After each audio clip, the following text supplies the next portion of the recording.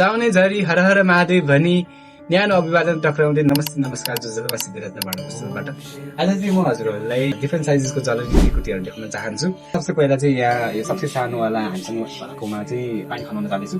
So मैले चाहिँ यहाँ महादेवमा पानी खनाइदिइसकेको छु। अब महादेवलाई चाहिँ शीतलता प्रदान गरेर हाम्रो भिडियोलाई चाहिँ सुरुवात गरौँ। अब यो चाहिँ हामीसँग भएको सबसे सानोवाला साइजको चाहिँ भयो। यसमा चाहिँ हजुरहरूले यो पानीको धारा अलिकति आइरहेको छ, योभन्दा ठुलै अथवा बढी पनि गर्न मिल्छ। त्यस पछाडि यही सानोमा नै अलिकति राम्रो इन्डियन थालीमा चाहिँ एन्टिक गरेको वालामा चाहिँ यो छ।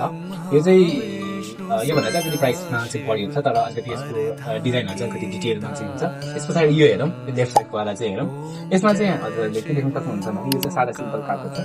यसमा चाहिँ हजुरहरूले अब तीनवटा कुरा चाहिँ देख्न सक्नुहुन्छ। यो तीनवटा चाहिँ इन्डियन देख्नुहुन्छ। एउटा चाहिँ सबसे ठुलो वाला चाहिँ नेपाली हातले नै बनेको छ। यो चाहिँ हाम्रो मिडियम साइजको वाला चाहिँ यो भयो।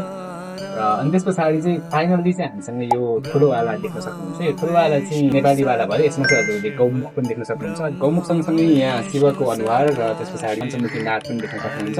यसमा चाहिँ एकदमै राम्रो खालको डिटेलमा, जस्तै यहाँ स्ट्यान्डमा हेर्नु भने स्ट्यान्डमा पनि डिटेल फुटेको छ र यसको लागि जरुरी टिकट पनि हजुरले देख्न सक्नुहुन्छ। यसमा चाहिँ मजाले लगभग आधा माने जति नै पानी अट्छ। यसमा जाला 60-70 ml, यसमा जाला 30-40 ml र हामीसँग भएको यो चारवटा साइजहरू लिन चाहिँ हामीलाई सम्पर्क गर्न सक्नुहुन्छ। धन्यवाद।